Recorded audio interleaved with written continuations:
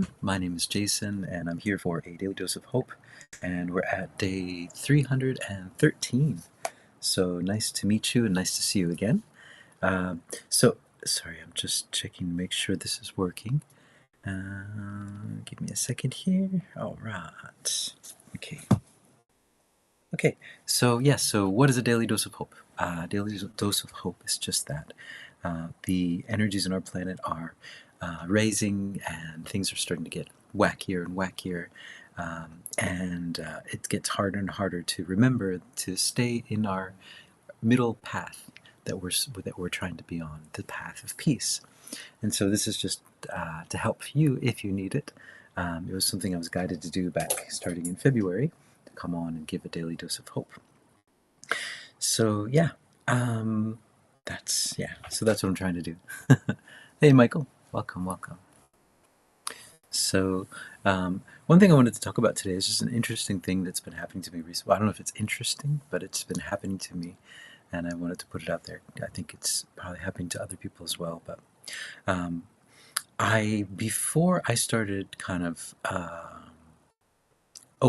embracing my kind of spiritual side, embracing all of this stuff, I was very good with computers and technology. Not good with it, but it would work around me. So if something wasn't working, I could just go around it and make it work.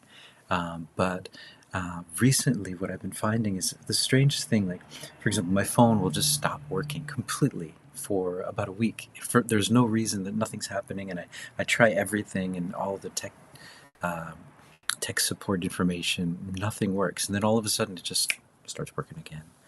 And another thing that happens is my email. Like people will be trying to contact me, but I won't get any email from them for there's usually about 2 different periods of the year, and it just never comes to me. And then, but the funniest part is, especially if it's work related, that people think that I'm not looking at their mail, and I keep trying to tell them, no, this just happens. I don't know what it is, and no one believes me. Of course, they think, wow, what a bad liar. And it's like, no, that really something happens. I don't know what it is, but. And in addition to that, though, recently when I came back from that big shrine yesterday, my light, it starts blinking on and off for no reason, and it did that about 3 weeks ago too. And it's not that it's getting older or not, because if that was the case, it would be doing it more often. It just starts blinking and then it just stops, and then the speed kind of changes, and it's very interesting. So I was having this conversation with one of my students today about energy and electricity, and about how our bodies are electric, right?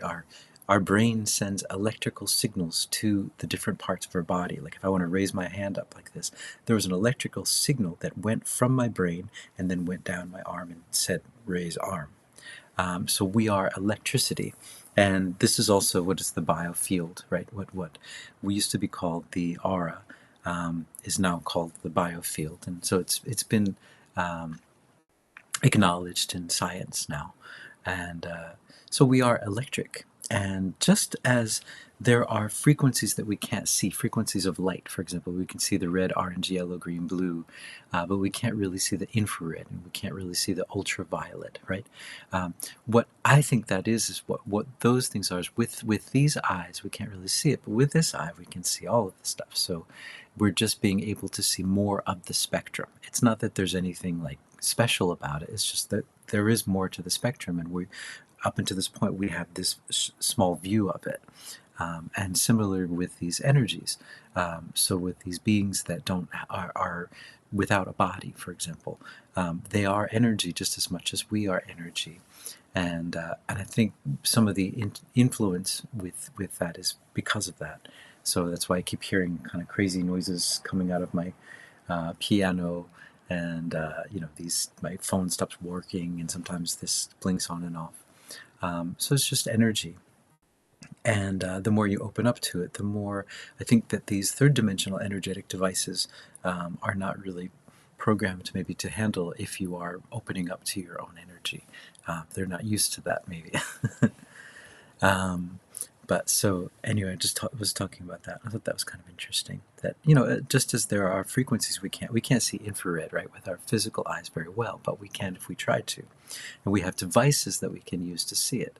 So what if we don't really need the devices? We can see it already, and we just need to kind of polish our lens a bit. It's just like those I can't remember the name of the goggles, these red goggles that were used back in the Vietnam War, and that allow you to see different parts of the spectrum. But they discontinued it because people were seeing all kinds of stuff that was kind of getting in the way, that wasn't there by physically. So just that there's so much more to the world than we think there is, and that I think this also relates to the stories that we're being told, that the narratives that are going on. We are really, really focused on this one narrative at this moment. The one big narrative that's going on, and everyone's really, really focused on it. But it's good to always notice that yes, this is a very historical moment. But it also is this historical moment for you as well, because you are living your life.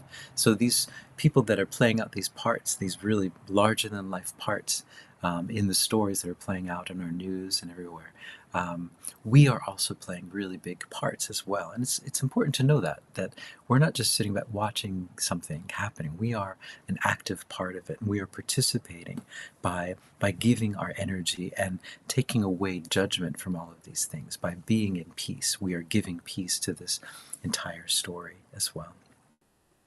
So with that, I'm just going to go into a channeling, and yeah, I'm just going to go into a channeling, I guess. So I'm going to ask. So there's a woman that has been making these really great videos about all this stuff, our energetic bodies. Sabrina Wallace, and she's been doing it for the past few years, and she's really, really interesting, and she has a lot of technical information, scientific papers that she just reads through, and it's quite an eye opener about so our auras and how they work, and how, yeah. Anyway, if you're interested in that kind of stuff, you should definitely check her out, because she's got a lot of very interesting information.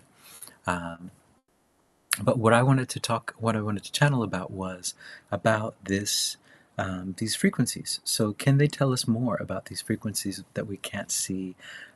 Can they tell us, just tell us more about for example, what's going on with these interferences with the frequency, for example. And the reason I'm doing this is just because for me, I think it's very interesting. It's happening to me. I imagine it's happening to a lot of other people, and it was happening to my student as well. Like he said that, and that's what. Oh wow, you're having the same thing. Your phone doesn't work after, and then the Wi-Fi just keeps cutting off for no reason, and then the lights turn on and off, and then there's all these weird noises happening, and um, so here we go.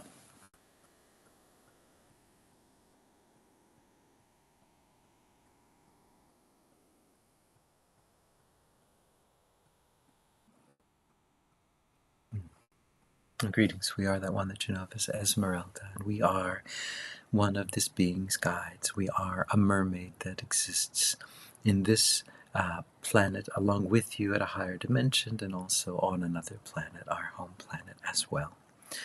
As do you as well. Most of you star seeds exist not just here, but in another place as well, simultaneously, and sometimes more than one place at the same time. That is your multidimensional nature. You are multidimensional.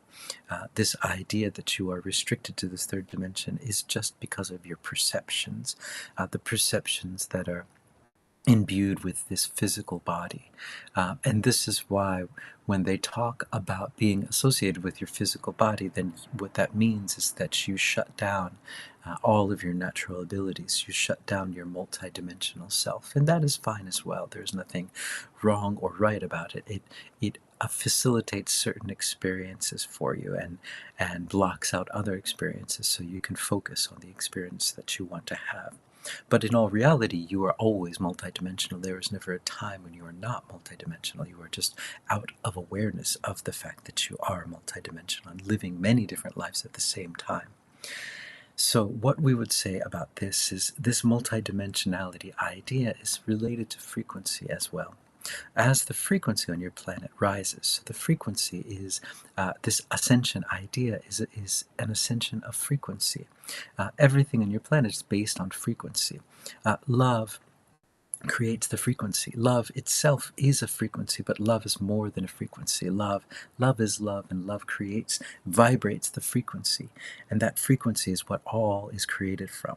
And as your frequencies rise more and more, what happens is you become closer and closer to love, and closer to multidimensionality, and closer to being oneness. So there are many different levels that you approach to get towards oneness. And this is part of your learning process. So this third dimension is pure separation. This is the first step, one of the first steps that you go through. So you come from oneness, you come from all is one, you are all one, and then you split yourself up into separate selves so that you can experience yourself, that knowing that you are separate, knowing that you are one, but then you feel separate, and seeing how you can maneuver yourself through that place, and seeing if you can remember that you are one. And so that is the first step, the third dimensional step. And then you move on to the next, to the fourth dimensional, sometimes the fifth dimensional, depending on where your frequency goes. And there's less and less separation until finally there is absolutely no separation at all, and it's pure oneness. So this frequency is the basis for everything. And because you are in a third dimensional body, it is limited. But these bodies are being upgraded at the moment. That's part of this ascension as well, so that your ability to see beyond the normal third dimensional frequencies, you're going to be able to see beyond the rainbow of colors and see all of the other colors that are also there as well. In addition to this, also all of the other frequencies. So what you consider to be beings that have passed, that are still in the ether, or beings that you call ghosts or spirits, or all of these sorts of things. These are just words that you've placed in your third dimension because they were outside of your paradigm. But they just exist. It is just an existence. It is a part of an existence. And this is part of what you will start to open up to, and you will be able to see all of these things. And the beautiful part about being able to see all of these things is that will start to change the way that these things interact with you as well. Up until this point, there has been an ability for them to hide from you, depending on the frequency. But as you can see everything that is going on, everything is going to be revealed.